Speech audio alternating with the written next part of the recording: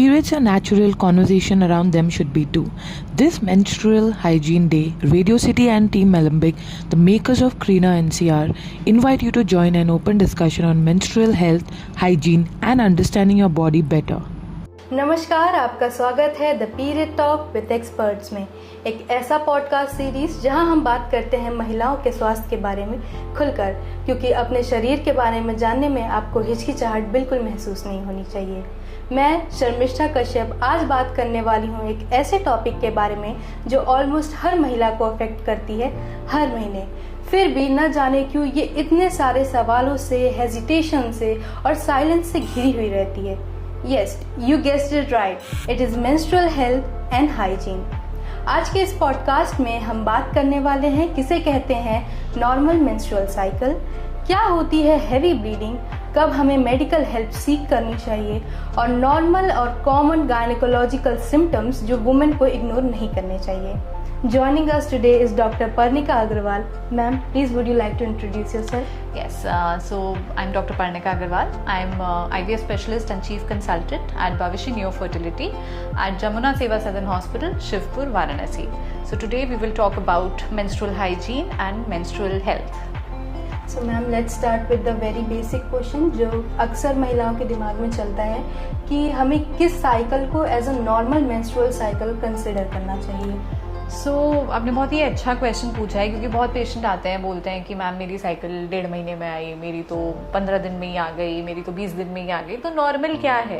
तो एक normal menstrual cycle का वेरिएशन होता है 21 से 35 दिन के बीच का, 21 to 35 डेज।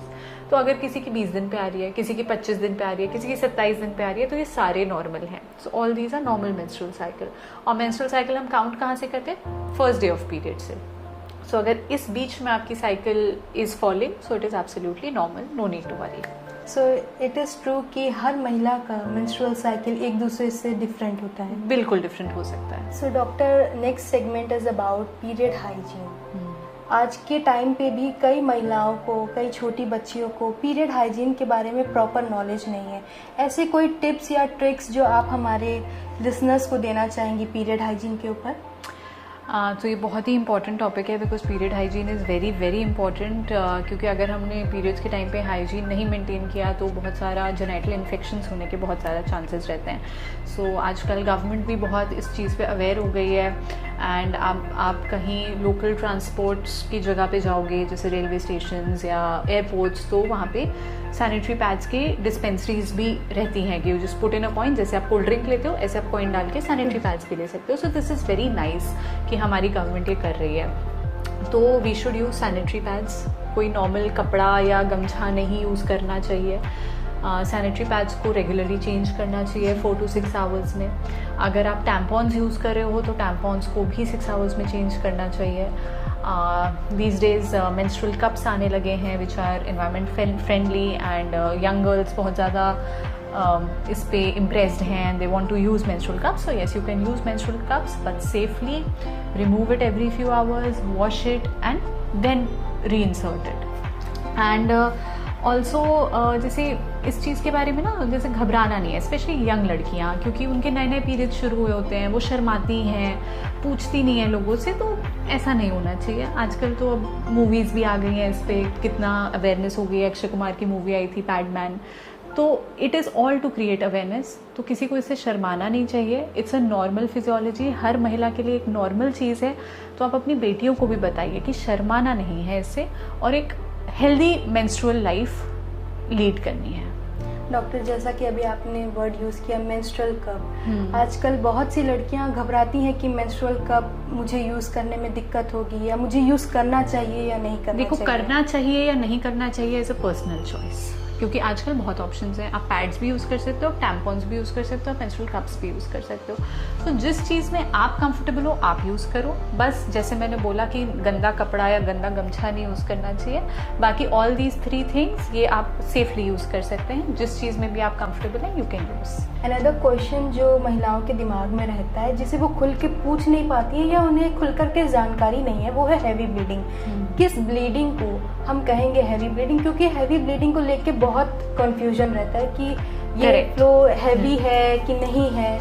तो किसको heavy bleeding आई जस्ट कहते से हैं? हैवी ब्लीडिंग तब है अगर आपकी ब्लीडिंग 7 डेज से ज़्यादा जा रही है, अगर आपकी ब्लीडिंग में बड़े बड़े क्लॉट्स आ रहे हैं और आपको एक दिन में मल्टीपल पैड्स चेंज करने पड़ रहे हैं एवरी 1 or 2 आवर्स, जो पहले नहीं होता था. So this is considered as heavy bleeding. और अगर आपको हैवी ब्लीडिंग है so please consult your gynaecologist. कोई मेजर प्रॉब्लम तो नहीं है उसके. मेंस्ट्रुअल साइकिल के दौरान, पीरियड्स के दौरान वुमेन बहुत ही टायर्ड फील करती हैं. महिला को बहुत टायर्ड फील होता है, कमज़ोरी फील होती है. तो कई बार वो सोचती हैं कि अरे पीरियड्स में तो हमें कमज़ोरी फील होती है, it is a normal thing, we don't need to seek medical help. So how far is this true? So normally periods में कोई आपको ऐसे वीकनेस फील नहीं होनी चाहिए, क्योंकि अगर आपकी लाइफस्टाइल अच्छी है, आपका डाइट अच्छा है, आपका न्यूट्रिशन अच्छा है, तो आपको अनीमिया भी नहीं होगा. मेन जो कारण होता है वीकनेस का होता है अनीमिया. अनीमिया मतलब ब्लड की कमी होना. तो अगर आपका न्यूट्रिशन और सब कुछ अच्छा है तो पीरियड्स में प्रॉब्लम नहीं होनी चाहिए. बहुत चीज़ें हमारे दिमाग में डाल दी जाती हैं कि पीरियड है, रेस्ट करो, पीरियड्स हैं, कमजोरी आ रही होगी, बट ऐसा कुछ नहीं होता है. जैसे मैंने प्रीवियस सेगमेंट में बोला कि आप एक्सरसाइज कर सकते हो, सब कुछ कर सकते हो, तो अगर आप सब कुछ कर सकते हो that means it's normal. What are the gynaecological symptoms जो महिलाओं को इग्नोर नहीं करनी चाहिए, जो जनरली वो इग्नोर कर देती हैं? So what you should not ignore is, एक जो आपने पूछा हैवी ब्लीडिंग, जो मैंने आपको बताया क्या क्या होता है हैवी ब्लीडिंग में. अगर आपकी बहुत हैवी ब्लीडिंग है, अगर आपके पीरियड्स बहुत लंबे लंबे समय तक नहीं आ रहे हैं, 3-3, 4-4 महीने तक नहीं आ रहे हैं, अगर आपको सिवियर पेन हो रहा है पीरियड्स में विच इज़ अनबेरेबल, बिकॉज थोड़ा बहुत pain is normal during periods, but अगर वो बहुत सिवियर पेन है, अनबेरेबल है, आपकी क्वालिटी ऑफ लाइफ को अफेक्ट कर रहा है, then you should not ignore it. If you are having some heaviness की लोअर एब्डोमेन में हैवीनेस फील हो रही है, या कोई यूरिनरी सिम्टम्स साथ में आ रहे हैं, all these things you should not ignore. अगर कोई लंप फील होता है, कभी कभी कोई गांठ हो जाती है बॉडी में, अगर वो गांठ बड़ी हो जाती है तो हमें फील होने लगती है. तो अगर ऐसा किसी को फील हो रहा है तो you should consult a gynaecologist. And very important for old age women जिनके पीरियड्स बंद हो चुके हैं, अगर आपको 1 साल से ऊपर पीरियड बंद हुए हो गया है, आपको एक दाग धब्बा भी दिख रहा है, तो आप प्लीज़ गायनेकोलॉजिस्ट को कंसल्ट करिए, क्योंकि ये एक मेजर डिजीज़ का लक्षण हो सकता है. Doctor, there is a term abnormal uterine bleeding, ये क्या होता है? Abnormal uterine bleeding is a very vague term. I would not say vague, but it contains a lot of things. मतलब कुछ भी abnormal it comes into abnormal uterine bleeding. मतलब bleeding ज़्यादा होना वो भी abnormal है, bleeding कम होना वो भी abnormal है, साइकिल लंबा होना abnormal है, साइकिल छोटा होना abnormal है. तो अगर एक महिला को पता होता है मेरी साइकिल की रेगुलरिटी क्या है, तो अगर उस रेगुलरिटी से कुछ चेंज है तो वो एब्नॉर्मल यूट्राइन ब्लीडिंग है. और इसके बहुत सारे कॉजेज़ होते हैं, कुछ स्ट्रक्चरल कुछ नॉन स्ट्रक्चरल कॉजेज़ होते हैं. तो अगर आपके पीरियड्स में कोई भी डिस्पैरिटी हो रही है जो नॉर्मली नहीं होती है, तो ये AUB का एक सिम्टम हो सकता है. तो आप अगर अपने गायनेकोलॉजिस्ट को कंसल्ट करें तो वो एक प्रॉपर एवेल्युएशन करके निकाल सकते हैं कि इसका रीज़न क्या है, and if that reason needs any treatment or not. Let's move on to next segment, that is myths versus facts. सबसे कॉमन मिथ जो है कि women shouldn't be bathing during periods, कि महिलाओं को पीरियड्स के दौरान नहाना नहीं चाहिए. हाँ, ये बहुत कॉमन है कि मैंने बाल नहीं धोए, मैं नहाई नहीं हूँ, बट ऐसा कुछ नहीं है. Please maintain your hygiene. आप नहा भी सकते हो, बाल भी धो सकते हो, आप नाखून भी काट सकते हो, आप सब कुछ कर सकते हो पीरियड्स के टाइम पे. और कुछ जगहों पे ये भी कहा जाता है कि अचार मत छुओ. These are all myths. मतलब आई डोंट अंडरस्टैंड, हम इंडिया में रह रहे हैं, बट जो लोग वेस्टर्न कंट्रीज में रह रहे हैं वो भी अचार खाते ही हैं शायद, बट वहाँ पे तो अचार नहीं खराब होता है, तो यहाँ भी नहीं होना चाहिए. तो ऐसा कुछ नहीं होता है. और एक ये जनरली हम रूरल एरियाज में देखते हैं कि उनका मानना है पीरियड ब्लड इज टॉक्सिक या dirty. No, it's not toxic, it's not dirty, it's a normal physiology. जो हमारे यूट्रस की लाइनिंग होती है वो हर महीने शेड होती है.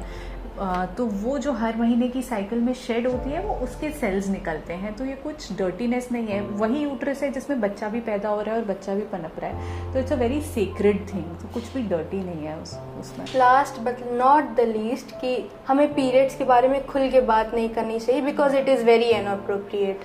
It is not at all inappropriate because you should talk about periods. There should be no apprehension आपको, बिकॉज अगर हम लोग इतना एप्रीहेंशन रखेंगे तो लड़कियां बहुत दबी हुई रह जाएंगी। और आजकल तो वुमेन एम्पावरमेंट कितना हो गया है, हमारी देश की प्रेसिडेंट एक महिला हैं, so we should not be oppressed. हम लोग खुल के बात करनी चाहिए, कोई भी प्रॉब्लम्स है उसको एड्रेस करनी चाहिए। So yes, we should be open about it.